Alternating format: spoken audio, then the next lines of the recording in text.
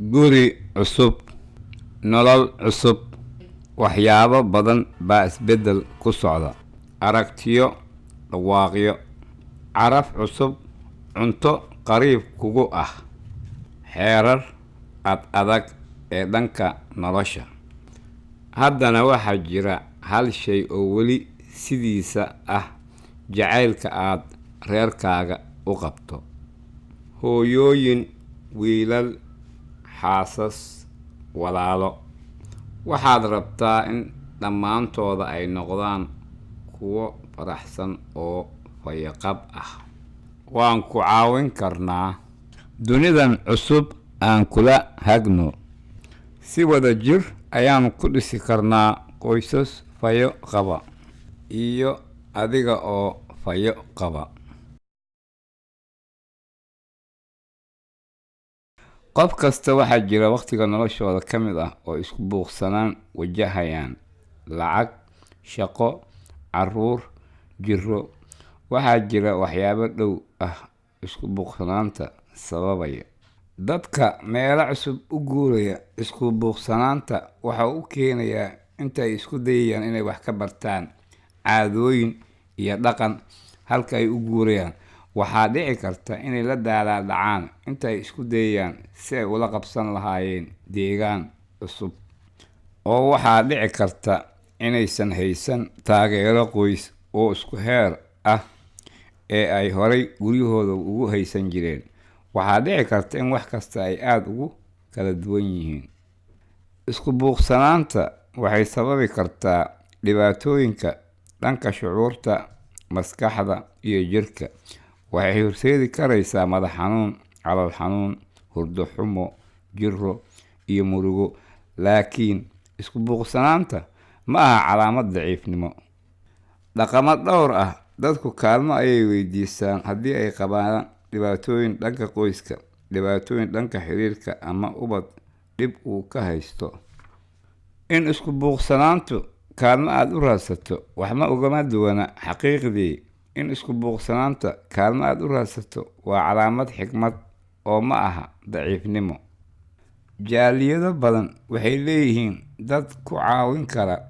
La taliyayaalkan iyo takhaatiirtan dadka waxay ka caawin karaan in si wanaagsan ay u fahmaan waxay isku buuqsanaanta u keenaya iyo sida ay u maareyn karaan. Caawiyayaashan ayaa kugu sharixi kara si waxyaabaha lagu qaban karo qaab caafimaadaysan oo miisaamad ah.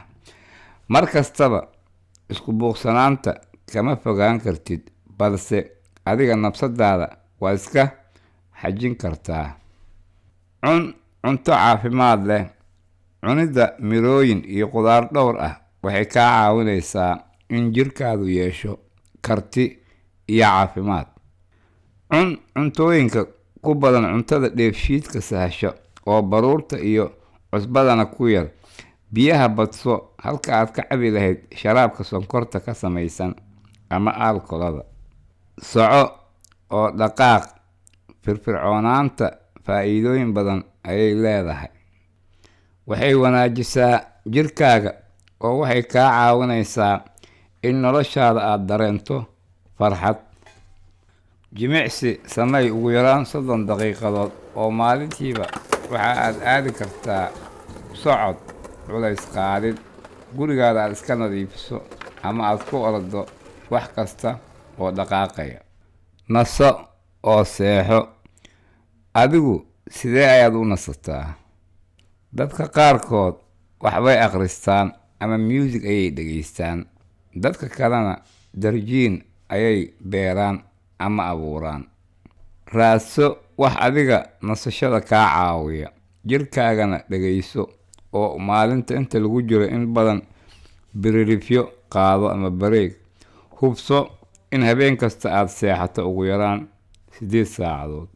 Ha u dhowaan maandooriyayaalka iyo alkoholka. Waxyaabahan waxaa dhici karta inay u eg yihiin in wax yar oo aad u wanaagsan aad dareento, laakiin caafimaad ahaan kuma wanaagsana oo waqti kadib dhibaatooyin ayay kuu keenayaan. Bulshada ku xirnow. Annaga dhammaanteena waxaan u baahannahay inaan ku heerarsanaano dadna jecel oo noo doonaya waxa annaga noo wanaagsan. raadso dad adiga ku kaalmeeya, la hadal dad aad aaminayso, oo xasuusnow daciiftinimadu ma ahan, balse waa wax xigmad ay ku jirto in kaalmo aad weydiisato goorta aad kaalmada u baahan tahay. mar kastaaba isku buuqsanaanta kama fogaan kartid, balse waxaad iska caawin kartaa in adiga nafsadaada waad iska xejin kartaa. wadajir uga wada shaqaynaynaa si aan u dhisno qoysas faya qaba iyo adiga oo faya qaba.